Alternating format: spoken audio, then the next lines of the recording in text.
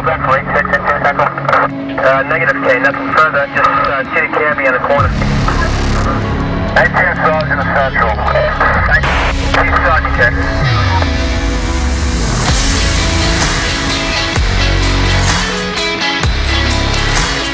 Protect and Serve Radio is on the air, presented by the City of Thief River Falls and sponsored by Imagine Salon, The Grand Stay, Reed Realty, and the Puck on Third.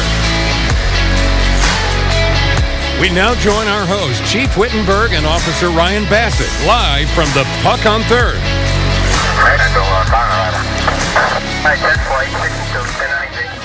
Yes, we are at the Puck on Third and joined by Ryan, who's here every week, and the Chief, who's here every week, almost, and his gigantic coffee cup.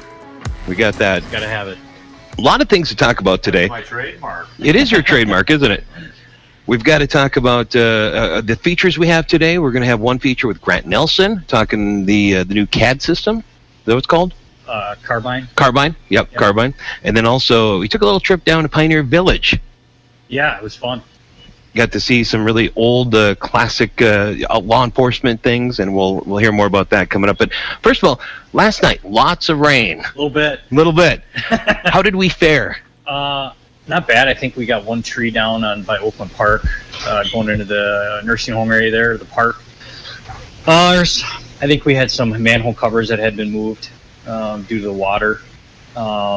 Just a lot of water under the underpass. There were some areas that were flooded. The Ralph area, First Street area was flooded over by Countryside Trailer Court. Right. That was flooded out. Yeah, we have some video on our Facebook page this morning. And why does that happen? Is it because it's a low-lying area? It's just a little bit lower than everything else, and it just washes in there? Those areas tend to flood when it's a massive amount of rain in a quick period of time. And last night was extreme. I don't know how many inches we got, but it came down fast in a long time.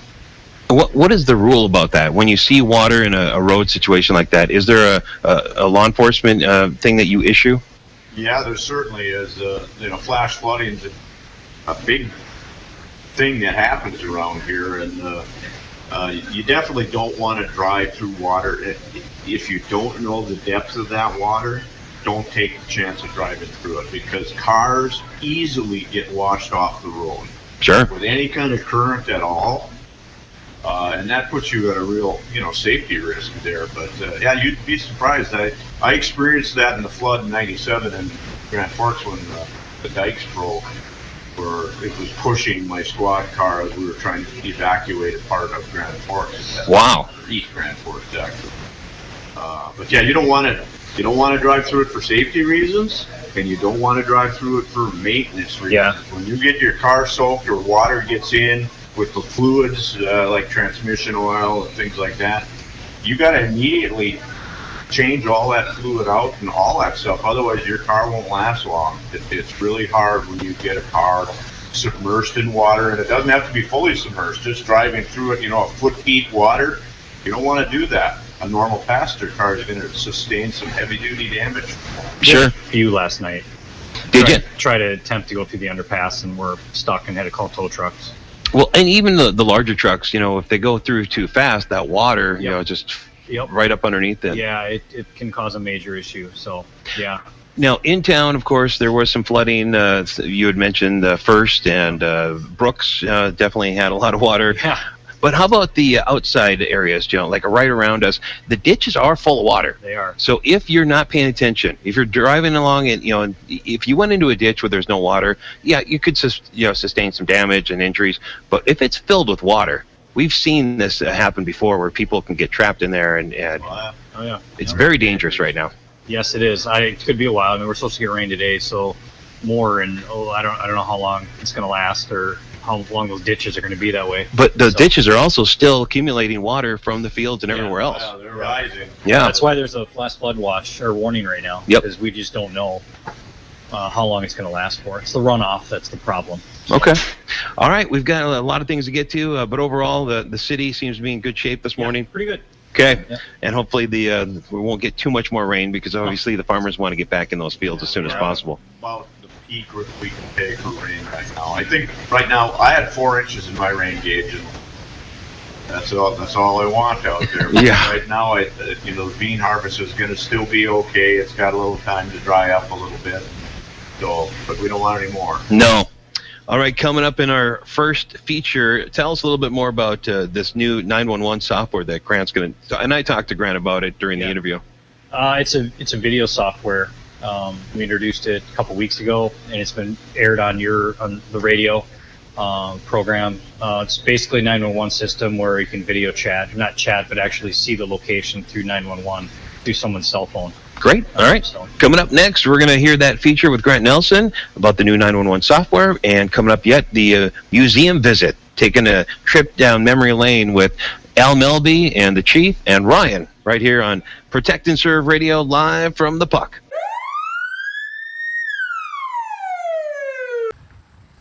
I'm here with Grant from the Pennington County Sheriff's Department, the 911 Dispatch Center, otherwise known as Community Grant. Thank you very much, Jake. Nice to see you out here. I'm looking at a guy laying down on the field with a bicycle. It looks like he had an accident. Yeah, he did. This is a dramatization of what might happen in a park. Maybe you come upon a person who's either had a stroke or maybe has had an accident. And it's actually one of our actors, one of our deputies who's playing the part. So as we see, there's a Good Samaritan walking up right now, and it looks like he's checking on him, make sure he's okay, and he doesn't seem responsive at all. No, he's obviously in some sort of distress. There's something going on, and like any Good Samaritan, pulls out his cell phone right away and dials 911. Now, when he dials in 911, he gets one of our dispatchers, one of our 911 dispatchers, and throughout the course of their conversation, what he realizes, the dispatcher realizes, is that this person doesn't really know where he's at right now. He's new to town, or he's a student here from out of the area. He doesn't know where he's at.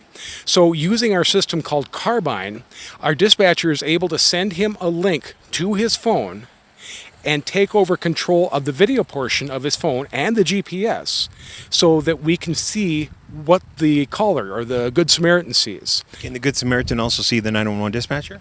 No, he cannot. But he can communicate back and forth. He can IM with the dispatcher if he'd like to, and sometimes that's real handy. Instead of having to constantly bring the phone back up to your ear while you're trying to show video, he can just IM with him. Now, what's he doing? Because he seems to be walking away from the person that's hurt.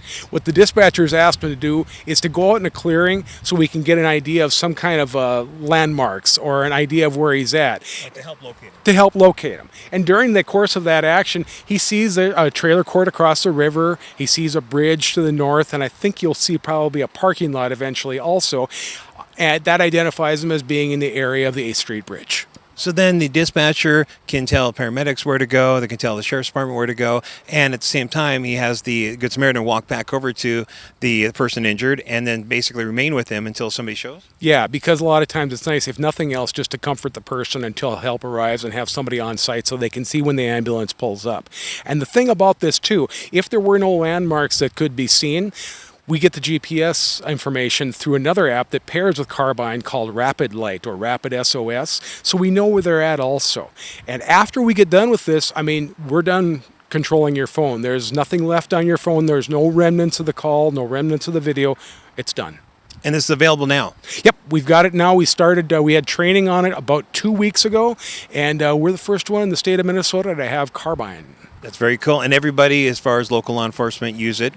Yep, that's right, because well, all the 911 calls and all law enforcement for Pennington County, I mean, with the exception of State Patrol, comes through the Pennington County Sheriff's Office. So we have access to that, and we can share that information.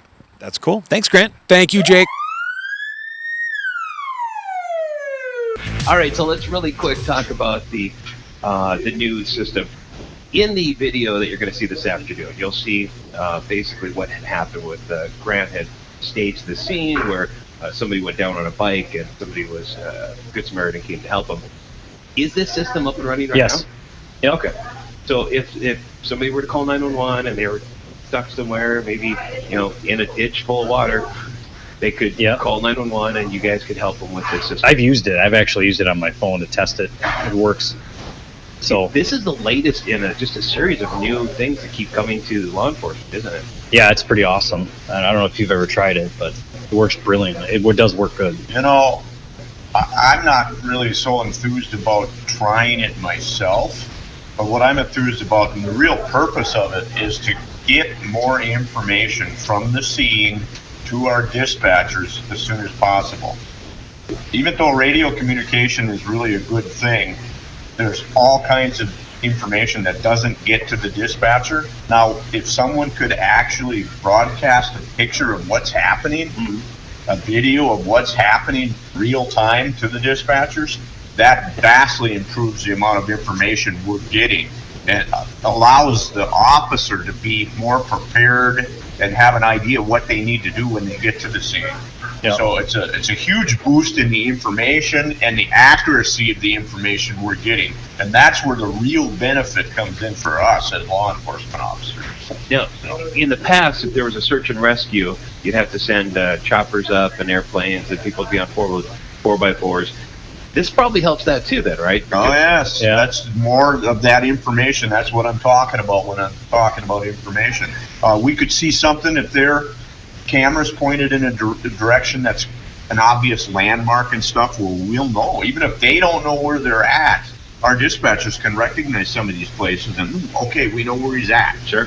So that's just one little part of the information that we can get that we wouldn't without that video or without that image that we're able to see from this carbine system. Especially if they're unable to talk. Yep. Yeah, I mean, if they're incapacitated, but Yep, yet absolutely. they can still look at the phone. Yep. All right, this is great, brand new, modern day, digital, new software, new technology. When we come back, we're going to go back to the old days where this wasn't even a thought. Yeah. When patrol cars basically had a flashlight and a spotlight, and even back in L's day, one big rotating light on the roof. That's it. And then he'd have to go out the window and go, woo! Yeah. Yeah. Let's take another break. We're here at the Puck on 3rd. When we come back, a trip down memory lane at the Pioneer Museum. This is Protect and Serve Radio. When I started with the State Patrol in 1984, we still carried revolvers like this, only they were a little bigger. They were .357 Magnum revolvers. And then we had 2 speed loaders. And each speed loader would carry 6 rounds. So we carried a total of 18 rounds on our gun belt. That's all we had, 18 rounds. We can carry more in one magazine on these modern ones than what we did altogether back then, so. And then especially these, you had to pull each one out separately. I mean, if you had to reload, it took forever. Whereas even the dump ones that are in your hand right now, on the speed loaders, well, hence the term. So, A lot of guys would carry a mag light in here. Not a full-size big one, but a smaller light they'd stick in a pouch just like that. so when you started in the 70s, what type of flashlight are we talking about here? It's called a Kel light. And it was about this long, it held 4 batteries. Suppose it weighed 20 pounds. It was pretty heavy and it was big steel. It was an alternate nightstick. Many people got hit with Kel lights. And you could drive over them, they were so strong they wouldn't break. They were machined aluminum and had knurling on them, and I still have one. I have one at home too. Yep. And it's, that's what it was. And then we went to, it was very similar to the Maglite, but it was a rechargeable one and they had it mounted in the squad. Okay. So then it would recharge, and then one of the things I did as a sergeant, I would rotate them around every so often to make sure there was always one fully charged, because you took it out and used it for quite a bit, put it back in it, and then a lot of times it didn't get a chance to get a full charge. But that was handy because then it was ready to go. You didn't have to worry about having your batteries go dead. or Yeah, anything. I suppose. One of the things we talked about earlier too was when you got a call. Now, nowadays, I've got 2 different ways of getting a call, and one of those, actually 3. There's an iPhone in my car that's mounted that I can get a call on for dispatch to send me a call. I've got a computer. The computer sends me, the dispatch will send me a call through my computer or through the radio. Now, back in the 70s, there was a different way of getting calls. They had lights in different spots around town. Okay. And the dispatch, when they had a call, they'd throw the switch and this light would come on, and that told the guys to call the office or stop back into the office, whichever. And Yep. then they would get their calls. And one of them where the Rusty Nail is now, that used to be a municipal liquor store back then, and they had one mounted on there. And I honestly don't recall what the other couple were, but they were Okay. scattered around, and it was just, that just told you that something was going on. and you had to do it. I guess they had call boxes at one time. I don't remember ever seeing one when I started. That would have been in the 30s and 40s. And what that was a direct line. You got word to call in, so you'd go in and open this box up, and it was a phone, and it would ring directly into dispatch, and then they give you the information.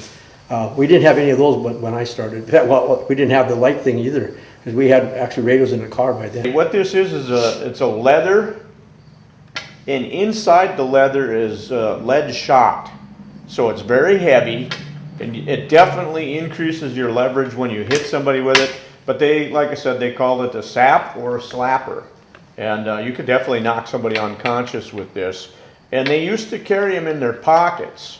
This one here just happens to be hanging on a keychain, but they would carry these in like their back pocket, and they were very concealable.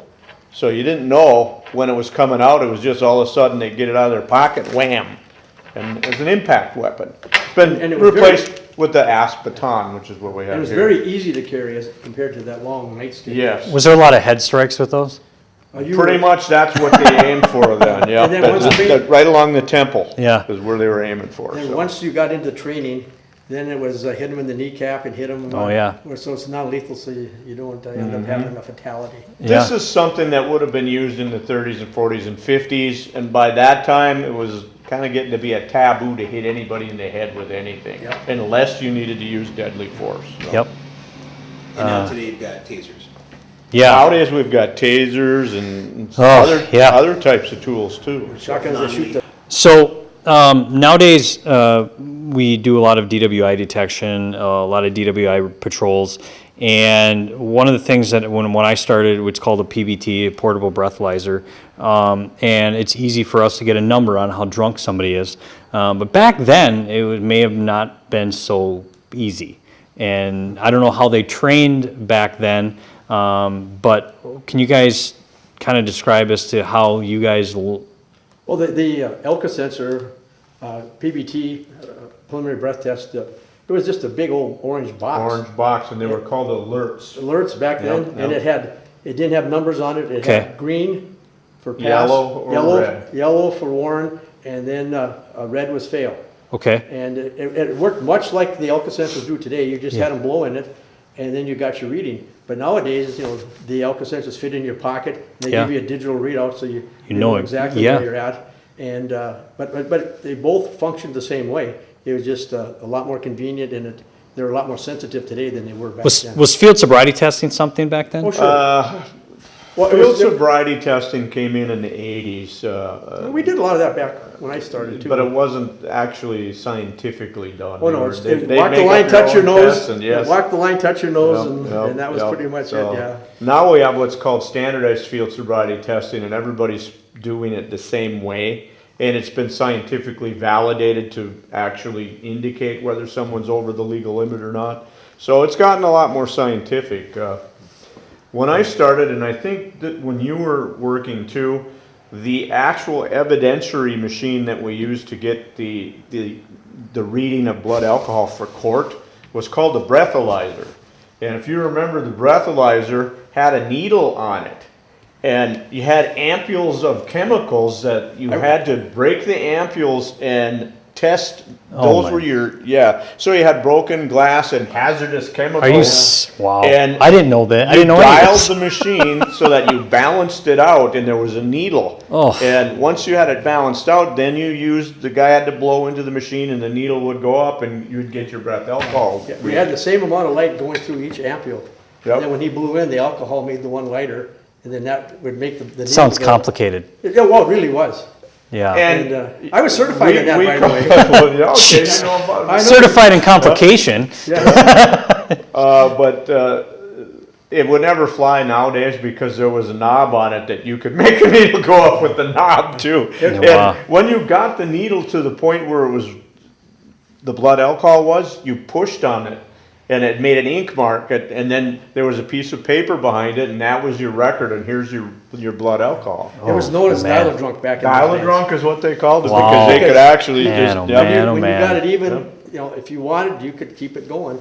And it got to the point where it was used very little because it was such a hassle in court. Because that question came up is, well, how do we know you didn't run it up a little farther? And well, I'm just telling you, I didn't. Well, so it got used very little. Then when the Toxalizer came in, then it was a whole new ballgame then, because that was basically a small computer. There was nothing you could do. You just had them blowing it and away you Right, went. the cop just made the thing go, basically. You push the Push the button. buttons. Yep. So then they stopped attacking the procedure, they attacked the machine. the instrument, the machine. Yeah. Because there wasn't nothing, we pushed the thing 3 times, and that's all we had to do, so there was nothing the cop could do wrong. So then they started attacking the technology behind it, and the Then they went source after- codes, and. Then they went different after the things like implied that. consent, and then they went after this, and they went after that.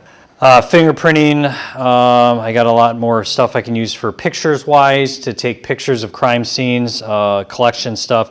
Can you kind of talk about what you did back then, and how crime scene analysis or evidentiary collecting, kind of how that changed? Well, it depended on the crime. If it was a serious crime, homicide such as that, we would call our investigator. What we would do was secure the crime scene and make sure that if the person was deceased, fine. If they needed to go, we called the ambulance and get them, and we took care of them personally first. Then we just secured the crime scene and let the investigator do it, because we didn't have the kits.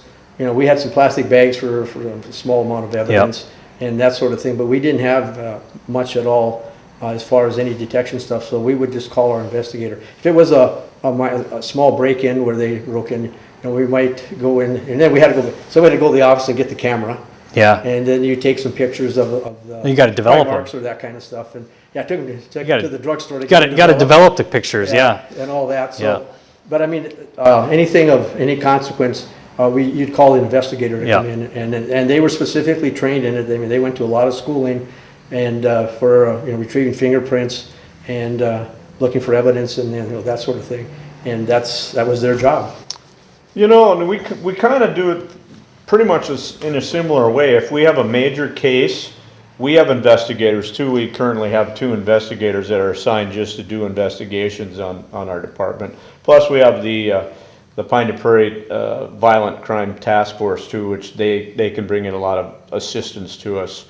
The big thing that's changed though, I think, is now BCA, the Bureau of Criminal Apprehension, has a mobile crime laboratory that they bring to the scene when they're requested by us to come, or any agency, if they need assistance. BCA will come, and we have a satellite lab in Bemidji.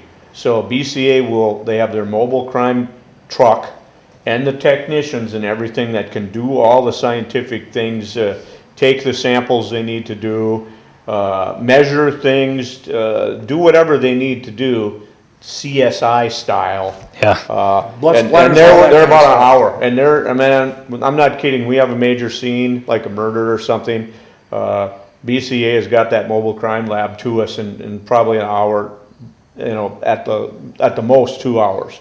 So they're a tremendous asset to us. Yeah. And we had a BCA investigator assigned up here when I started. Yep. But he was limited into what he could do. I mean, he was like the A-team. You get him in here, but as far as some of this really detailed stuff, they have to bring something up from the cities, like the crime lab. Nowadays, everything. Now it's right up here. It's right. It's an hour away from us. So the lab in Bemidji is one of the. That's only like the last 15 years we've had that up here. So. And Chief, just to expand here near the end, and things are changing as far as weapons and tactics and things, and you've really done amazing at giving us what we need to do our job. And that's the key. I don't know if you want to kind of expand on that near the end here.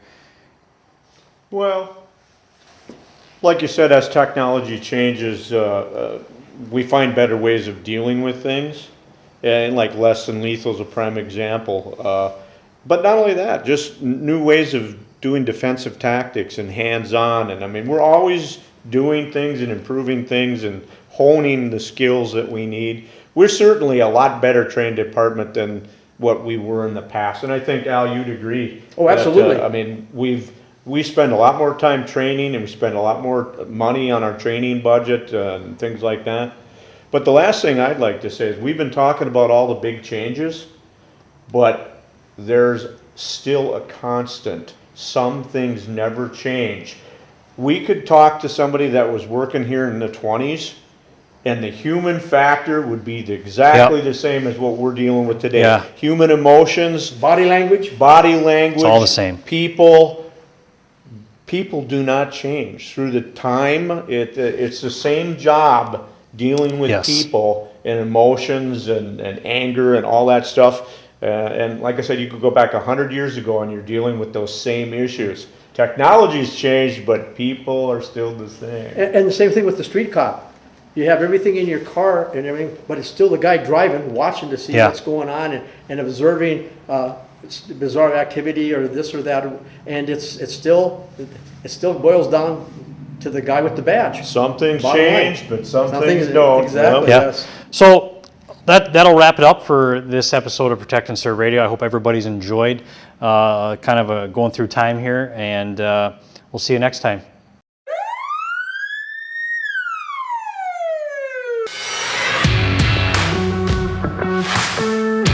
You're listening to Protect and Serve Radio, live from the Puck on 3rd in Thief River Falls.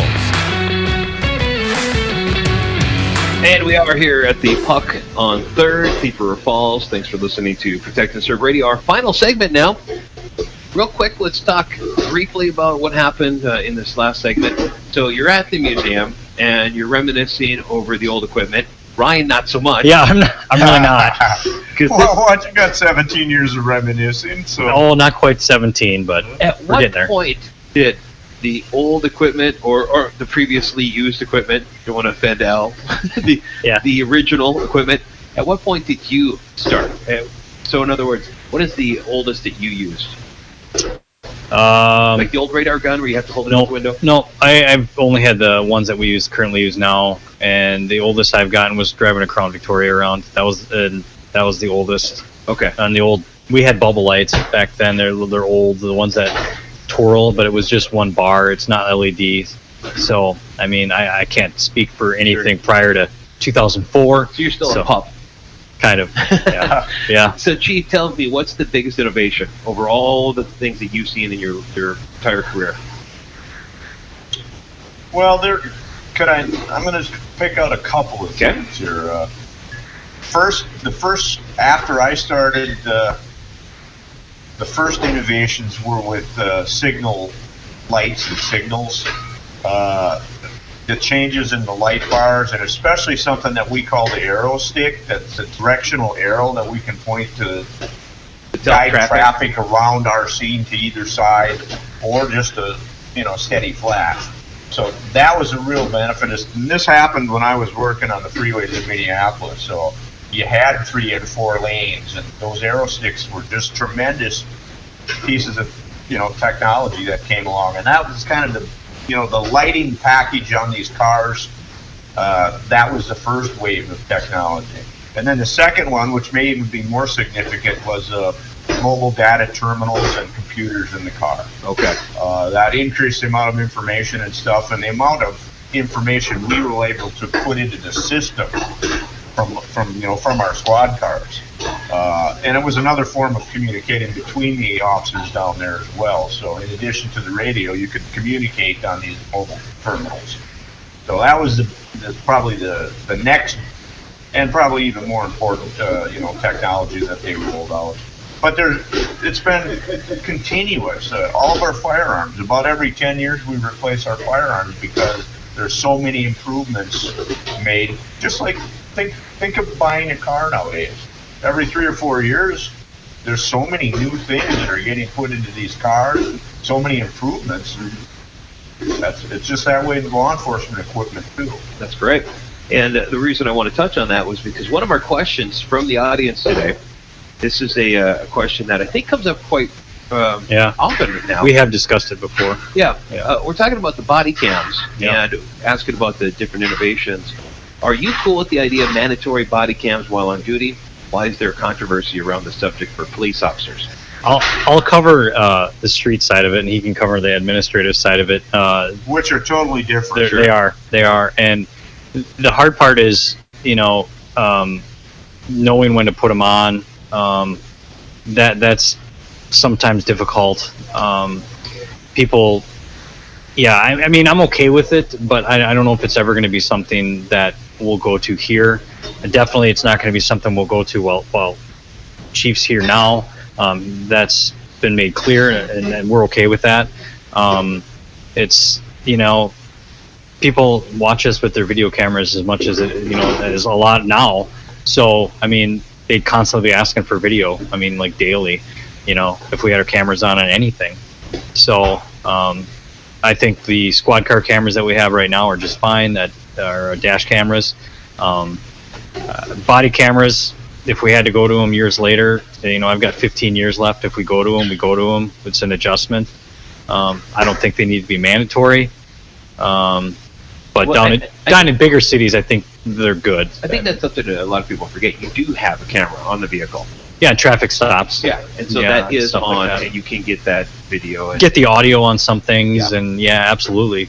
But I think bigger cities they're good for really big cities they have a lot of shootings or a lot of serious calls. out of the vehicle running. Yeah, I mean, smaller towns, I don't know if we have much of a need for it. Not that it's saying that it couldn't happen, but I think administratively, what he'll talk about is going to be is the most difficult part about body cameras. And what is that, Chief? Basically, the processing of the data and the classification of that data. What's private, what's protected, and what's public.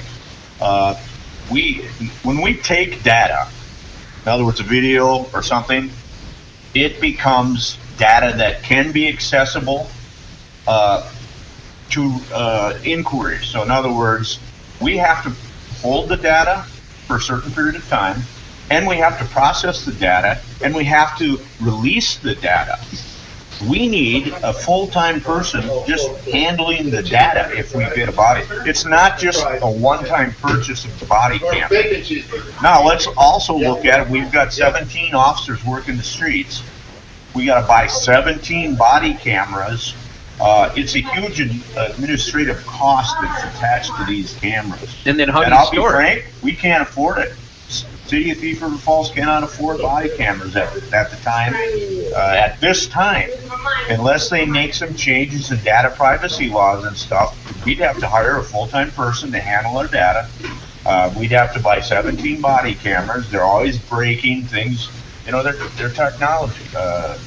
It's a huge cost. The data right storage. Now we can't afford it. Yeah, and at Thief River Falls Radio, we have 20 terabytes of storage right now because we do so much video. I could only imagine if This would be ungodly. I can't even If imagine. we release the data, we have to go through it and adapt the stuff that remains private and the stuff that's public that we can release. And that's where this full-time person comes Editing. in. It's not just a matter of buying the cameras. Yeah. We're the keepers of that data, and we have to follow stringent rules on who gets it and who doesn't and who needs to be protected. Now just think about this too. There's a lot of other people on these videos that have nothing to do with what we're doing. Sure. Yeah. All those people, their data is private. We can't release that. We got to go through this word by word and figure out what to redact and what not to. Otherwise, we're going to have a big lawsuit on it. Makes sense. On our hands. So. Next question up. Which crimes do you hate having to arrest or cite people for? And conversely, what do you think is an unreported but dire criminal scourge on society today? Honestly, I don't like arresting or citing anybody if I don't have to. It's not something I enjoy. So I guess I can't really say I hate having to arrest a particular person for a particular crime or citing somebody. It's kind of all the same to me. I don't judge people. Crimes are committed. I'm here to take care, do my job. If that means I got to throw someone in jail or cite them, it's part of my job. And honestly, I don't know what's underreported. Everything. Yeah, I mean, I don't know. Everything is unreported. I mean, maybe it's thefts, burglaries. I don't know. It could be sexual assaults. And that data's proof sexual assaults are underreported because people just don't want to talk about it. They're scared. Maybe that's part of it. I don't know. So I think the biggest overall drain or issue is the mental health crisis. And I mean, that's something that's talked about on a nonstop. You know, we have to be mental health professionals. The jail has to be mental health professionals, and that's a really hard job. It's hard. What do you think is the most unreported? Like I said, I think everything is underreported across the board. Okay. Here's your analogy. And do you have a tip line? We don't need a tip line. We have 911. Okay. Yeah, we don't. You know, I mean, we do, and we also have our Facebook site, which Yeah, is, people- we get a people- lot of tips that way. They do. They get a hold of us, and they remain anonymous. I don't give out names. Yeah, that's I think one thing that people probably worry about if they report a neighbor or somebody. I don't sit and tell people, you know, if they're like, hey, I want to remain anonymous, I'm not going to go tell a person. So that's not something I just go do. My analogy on this underreporting thing is, you've got a house. You see a mouse. You see one mouse. How many do you have? Probably 100 mice if you see one, right? Right. Same thing with reporting crimes. You get one reported, there's probably a lot more that Yeah. that aren't reported. Yep. And feel okay to call 911. Yeah. Oh, yeah. I think a lot of people are also a little bit worried about, well, is this a big enough deal? Are they going to be upset that I'm calling? Well, I think that some people do use 911 as, hey, I got to call and ask a question. We get those, Sure. or I lost something, or I have a question. That's not 911 use. So our dispatchers do tell people, hey, I can't tie up this line. Can you call back on this number? And our number is 681-6161, and that's the non-emergent number. If you don't have an emergency, dialing 911 is kind of, it's tough. Okay. Last question. What do movies and TV get wrong and right about police work? There's got to be movies or TV that you get frustrated because you're watching it going, oh, no, that's not how it's done. Cops is completely. I've actually seen some video behind Cops, and that stuff is all set up. There's a lot of setup that goes into that. Sure. They push their limits on searching people, and it's all camera. It's all excitement, and it's all. They don't show the other stuff. It's all. What about the new live PD show? What is the fascination with all these different reality TV shows That's that are coming out? pretty realistic. That's about as real as it's going to Oh, get. live PD is. Yeah. Okay. Yeah, I don't think that's off the charts bad. I mean, they do show stuff straight up. I mean, the way it is. The thing that is different about TV and real police work is they don't show the 90% of the things you do that nobody wants to see on TV. Yeah. They edit it down, like we do this show too. I mean, we have a lot of data, a lot of things to talk about, and we edit it way down. So we take the most interesting things, we condense it. It's like distilling liquor. Yeah. Yeah. We make it, so that it's interesting to people. If you think about this, just one rape case is going to take probably 50 hours of paperwork and investigation. It takes a while. And it's 1 hour of interviewing or dealing with the suspects. Yes. So Yeah, we they had. don't show all the paperwork and the boring, mundane things that go along with all these, It's all excitement, yeah. but they don't show the It's after. not nonstop excitement. They don't show the Matter of fact, aftermath. It's nonstop boredom, And and then- it's about 3 or 4% of your time is Craziness. Craziness. Yeah, it is. So, Or accidents or other things that are emotionally probably stressing. Yeah, I mean, crashes, that kind of stuff takes time. I mean, yeah, I mean, we have a different than bigger cities. Some of these big cities like Minneapolis and St. Paul don't have time to sit on calls for 45 minutes. They're going call to call to call. We have time because we're not that busy. I'm not saying it never could be that busy, but that does add a lot of stress at times. So We got to wrap it up. different with us is we just about know everybody we're dealing with on a personal basis, or at least we're, a familiar basis. Yep. You can be a lot more clinical and a lot more professional and not let it affect you so much when you don't know anybody. Thank you. And it's not that way around here. yeah, Speaking of edit, we got to go. We're Sorry. running out of time. Yep. It's okay. We'll finish up today at the Puck. We're going to be here again next month, and when in the next week or so here, we'll reveal what we're going to be talking about in the feature figure it next out. week. Of course, anytime you want to come by the Puck and join us for the Saturday broadcast, you can do so as well. Or send us questions to the radio station. You can text us at 681-1230. Love to get your question on the air. This has been Protect and Serve Radio live from the Puck on 3rd on 1230 KTRF.